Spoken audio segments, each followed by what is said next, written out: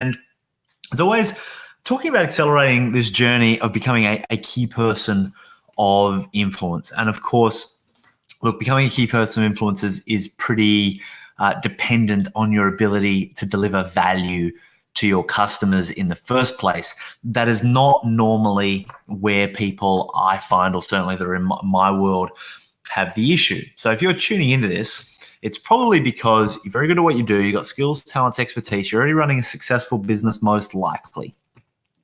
You're employing team, or you plan to, and you're looking at being able to grow your business. And you realize, had the same insight we had, that, wow, the more you show up as the go-to person in your industry, the better, the easier everything gets. And so a lot of stuff comes down to marketing as well, though. Thank you very much, Fashion Equipped, ba-bam. So one of the things that I've found is people get stuck on the marketing side of things, right? Marketing is super important to be able to attract the inbound leads you want. It just doesn't happen. We've produced over 800 authors globally, award winners, TED talkers, and that does not magically make business appear. What it allows is something that I call influence marketing. Clever name. And essentially, influence marketing is pretty simple in its philosophy, in the sense that by helping influence the way someone thinks about a particular problem or challenge, you being able to provide them with some insights, some light bulb moments, some nuggets of inspirational moments of clarity, well, then that builds trust, doesn't it? And so the more of those ideas you're able to spread out there in the world, the more people know you, like you, and trust you. So here's an insight that I would like to share with you, that I do a lot of work with our clients on understanding, is that there's two types of markets. There is the market and there is your market. And I find when someone is first trying to get into influence marketing, right, they're trying to build their business, they're trying to grow from 5 to or 500,000 to 1 million, or whatever the case might be, it feels like it's this overwhelming problem that they need to solve. And yet, and here's some numbers that I'd like you to do, whether you're listening live, and if you're listening live, I should be able to get the comments from you. So let me know. I've got comments coming in from Pinterest, because I'm using this fangled software called StreamYard. So just let me know in the comments.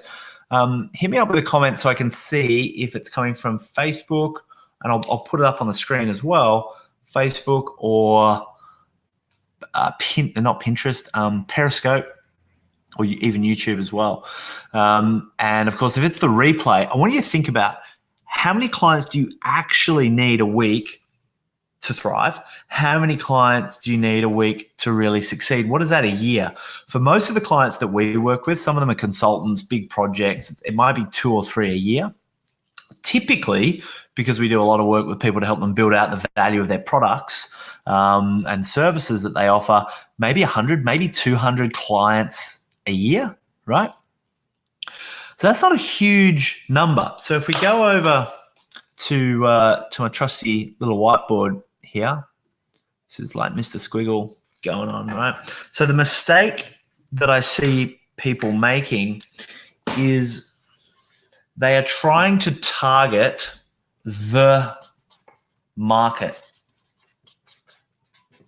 The problem by trying to target the whole market is that it is so huge, it is so broad, it is so diversified, that by trying to target the market, you end up attracting all sorts of weirdos, all sorts of randoms, all sorts of, like, you know, the B and C customers, the people that you really don't want to work with, the tire kickers, etc.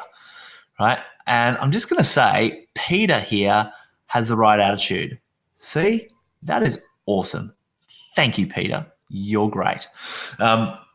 So there's the market. What we need to do is we need to build our own audience. I'm going to call that the market. But notice it's way smaller, and that's not even to scale, right? That is going to be a tiny, tiny, tiny percentage, right? So how do you know that someone has transitioned from the market? No, that's meant to be your market. right? From the market to your market. Well, the moment someone watches you on a live, thank you very much, everybody. The moment someone watches you on a live, they've gone from the market to your market. The moment they click or like or comment or engage or subscribe, the moment they jump on your email database because they want to subscribe to your newsletter or something, like in any way that they're actually participating in your world, right? And I'm not just talking about like what Facebook might say as a view, right? Because that can be a bit skewed. I would say that in some way they're engaging, right? And, I've just got to demonstrate this from, Fashion Equip. Like, get involved in the conversation. Bam, we've got a battle going on in the comments, right? So they are now engaging. We could call that, if we wanted to, we could call that your audience. Right? And one of the key things that I find, it's really, really important to foster an audience. Why? Because it's freaking cheap. It's easy and it's powerful. So how do you think about building an audience without sounding like a shameless self-promoter or without sounding like an arrogant, crazy person? Well, there's a tool that we use to separate your audience from the marketplace. It's a pretty simple tool, right? And it's a wedge like this. Right? And this wedge, I hope this isn't an anticlimax for anyone, but this wedge is actually just content, but not just any old content. Right? I'm going to talk to you about the importance of the type of content in just a sec, right? So firstly, you want to think of content across a variety of mediums, right? I like to think of trying to produce content that people can watch, read, listen, and do. So one of the things you could do is you could go to Dent Global and you could go and listen to my podcast. You could go to my Facebook or my Medium or my Instagram, and there's stuff you can read. You're watching this right now, most likely. You can go and do our online scorecard, or you can go to our webinar, for example. So if you haven't done this, right, highly encourage you, check out kpiwebinar.com. Like if you're interested in influence marketing, if you're interested in becoming a key person of influence, standing out, scaling up, making a bit of a dent in the universe, I highly recommend checking out kpiwebinar.com, where I break apart, the essential elements of influence in a lot more detail. So the first thing I do is I look at content that people can watch, read, listen, and do, right? And Peter's got it right?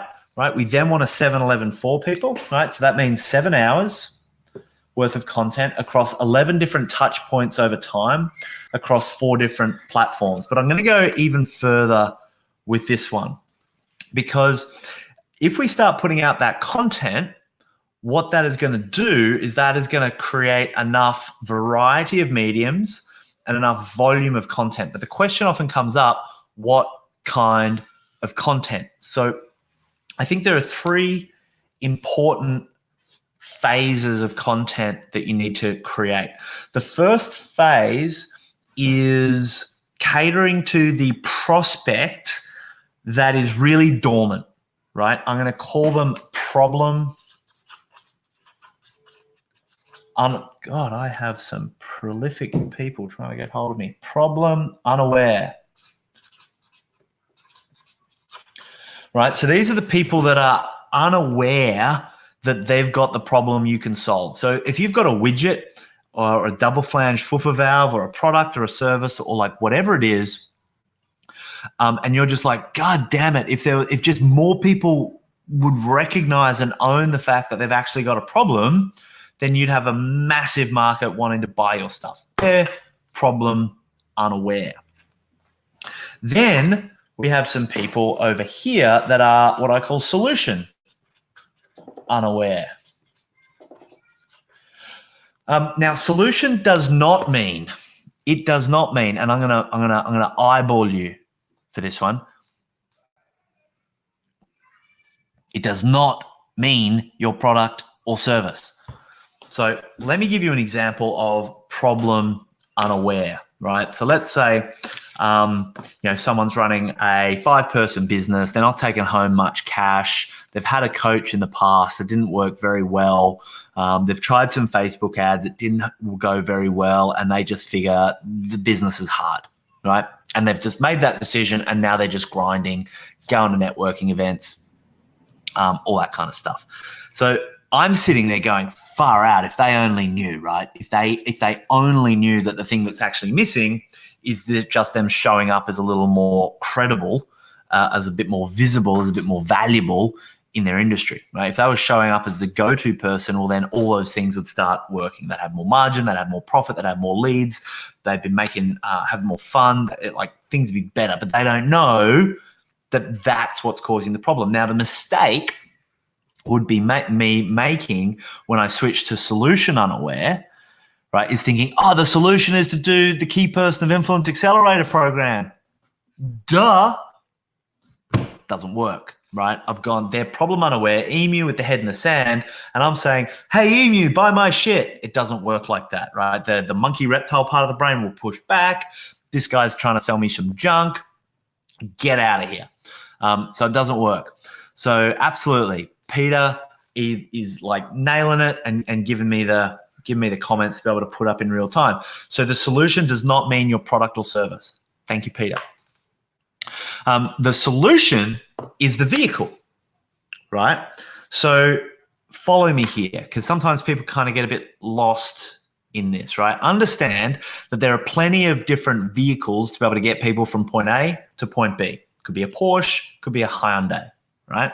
But there's still a vehicle getting them there. But you got to sell them on the idea of the vehicle. Is it a train? Is it a car? Is it a plane? Like what's the vehicle first before we work out the brand? So we got to decide, are we going to drive or are we going to fly?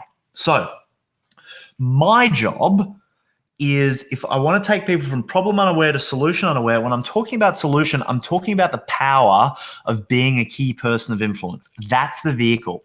You don't need my product or my service, my program. You don't need to work with me. You don't need to listen to my lives to become a key person of influence. People have been becoming key people of influence from hundreds of years. We've just spent almost a decade helping accelerate that journey because we've condensed all best practices into kind of one spot, right?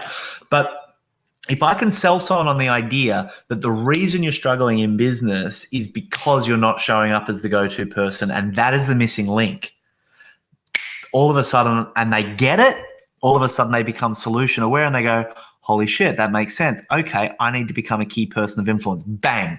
I have now helped educate them to become solution aware. So I'm going to switch back here,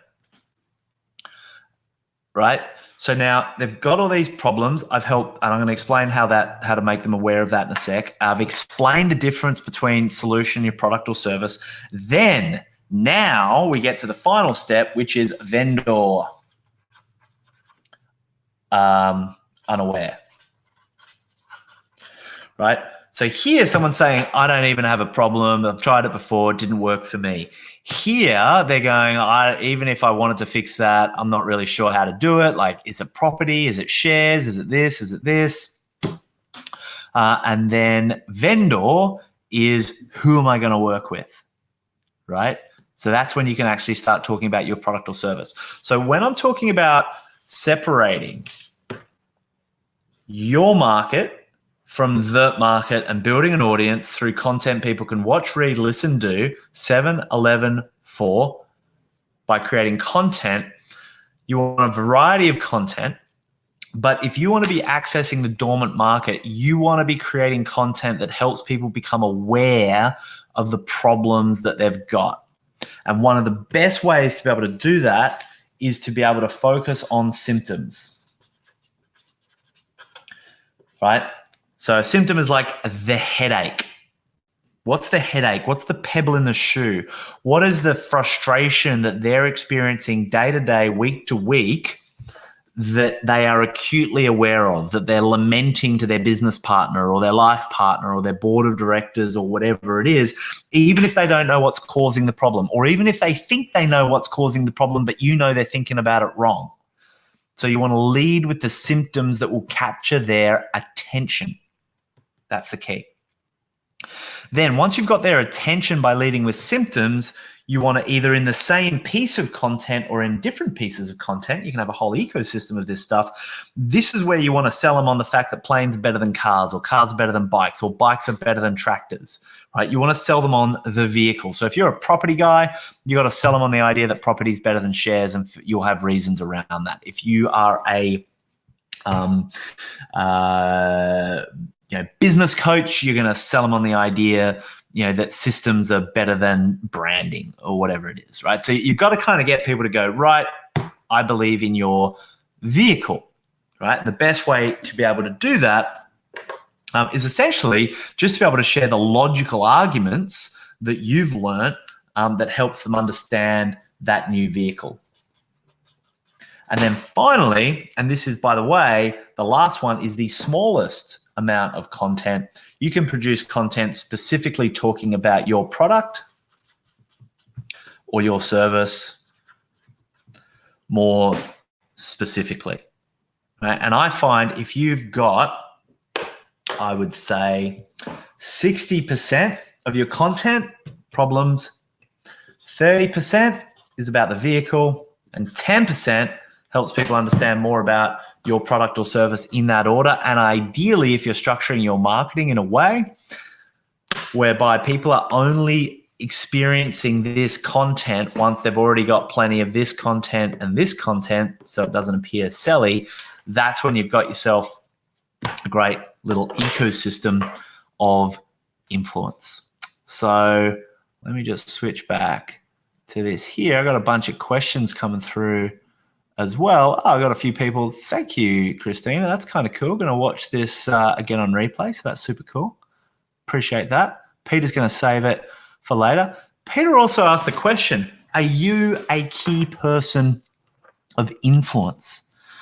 Now, here's the thing, right? For me to be able to say yes to that makes me sound like a wanker, let's be honest. So the way I measure that is this. First of all, I don't work in my business. I work in my business a couple of days a fortnight, right? I have a team running the business. My job is focusing, and this is what I go into a lot more on Key Person of Influence webinar, right? So my focus strategically is on 5 things. I focus on improving our communications, right? How we pitch our product or service, how we demonstrate our value, publishing thought leadership content, focusing on improving the value and efficacy of our product, so making a better mousetrap, raising my profile, the profile of our product and the profile of our company, and doing strategic joint ventures, partnerships, and alliances. That's my entire focus. If I'm doing anything that doesn't fit into those categories, I consider that functional activities that I should be delegating to people that can't do those 5 things like I can. So what I've found is that people that aren't showing up as key people of influence, they tend to be stuck in their business. They're delivering a lot of the product. They're stuck in a lot of the sales. They're putting a lot of their time into sales, marketing, and delivery. People don't tend to know them, like them, trust them. They struggle to attract top talent and top team to be able to work in their business. And if they do come across top people don't end up working for them because they don't want to work for uninspiring companies. Over the last 9 years, I've worked on positioning myself in my industry in such a way that typically when people come across me at networking events and things like that, so if I work into a business networking event in Sydney, half the room will know me for sure and come up only through content. I've never met them, but they'll know me for sure.